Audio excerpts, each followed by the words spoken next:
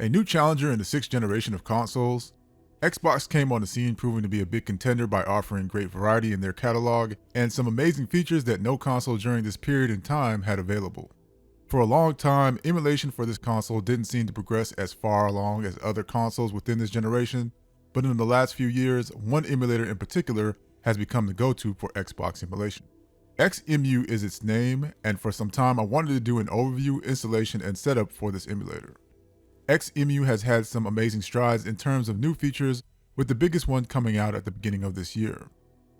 Xemu was designed to stay close to the original Xbox hardware, and as a result there are a few requirements needed in order to get games working. For starters, a MCPX boot ROM image is required from an original Xbox. You'll also need to provide a BIOS. From what I understand, the BIOS can either be original or custom made. Lastly, you will need a hard disk image. This is something that you can get from your original Xbox, or you can use the one provided on the website. In terms of games, Xemu currently just supports the ISO format. Let's get started with the download and installation. I've left a link to download the emulator in the comment section. For this example, I'll be downloading the Windows version of Xemu. The Windows version of Xemu requires a manual installation, so you'll need an application like WinRAR. I've left the link to download it in the comment section. Once you've downloaded the emulator, use WinRAR to install the emulator to a preferred location.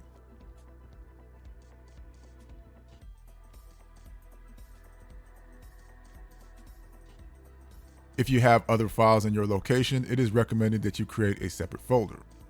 After the installation has completed for the emulator, you now want to grab the other required files needed. I've provided a link to download the hard disk image. Like the emulator, you have to use a program like WinRAR to install it. For this example, I'm going to add it to the same folder as the emulator. Once you have all the required files, you can start the emulator by clicking the xemu.exe file. This should bring up an initial window. Click on Settings. This will bring you to an area where you need to provide the location of the required files. Clicking directly on each required file should bring up the File Explorer window. Once you've located all the required files, you will need to restart the emulator.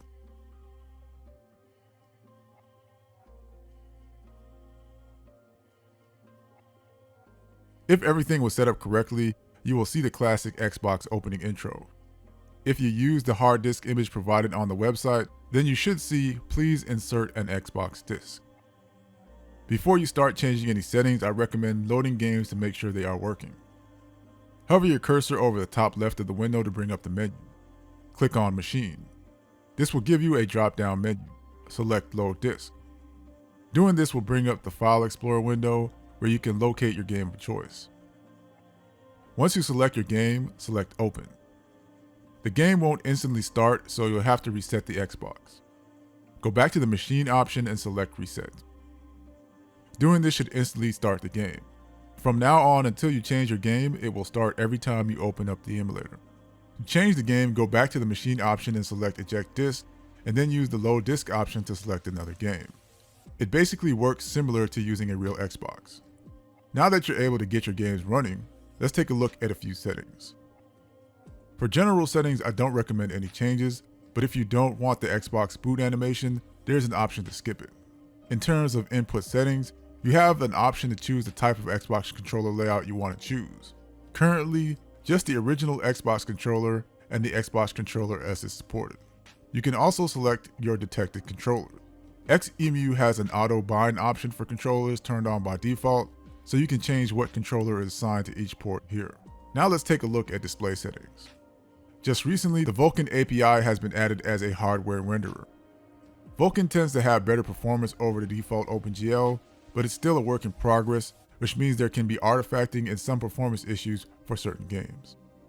The internal resolution scale gives you the option to increase higher resolutions. If I'm correct, the default resolution of games is 640 by 480, so each option will up the resolution by 2 times the original resolution. In terms of audio, I don't recommend any specific settings. I do just want to mention that 5.1 surround is currently not supported, and if you turn on this option, it will cause the emulator to crash. Network has 3 options to choose from.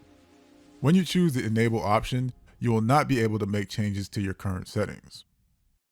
The default setting NAT mimics the behavior of connecting an original Xbox to the internet. This option can be used to set up Insignia, a server that replaced the original Xbox Live server, allowing you to use the original online mode for certain games. The UDP option is another option that is used to connect with other players on the internet. It utilizes System Link, a multiplayer mode which originally allowed you to connect more than one Xbox over a local area network with games that supported it. Xlink Kai seems to have become the preferred way to use this option. The bridge adapter option lets you connect to real Xboxes or other machines that have the Xbox emulator on your local area network. It can be used with System Link multiplayer mode, and it can also be used to connect an original Xbox through an FTP connection. If you want to use this option, the first thing you have to do is install npcap. Clicking the Install npcap option will bring up the website where you can download and install the latest version. Once you've done the install of npcap, close and reopen Xemu. Go back into settings and you should now see the network interface option. Select your Ethernet or Wi-Fi adapter, turn on the enable option, and you should be all set to start using System Link games. Now I do want to note that I personally ran into issues with getting this to work. One of my machines uses a Realtek Ethernet adapter, and this has been known to unfortunately cause issues. It is recommended that you try reinstalling your driver or use an alternative adapter. Xemu really gives you the closest experience that you'll ever have to owning the original hardware. I've only scratched the surface of what Xemu can do.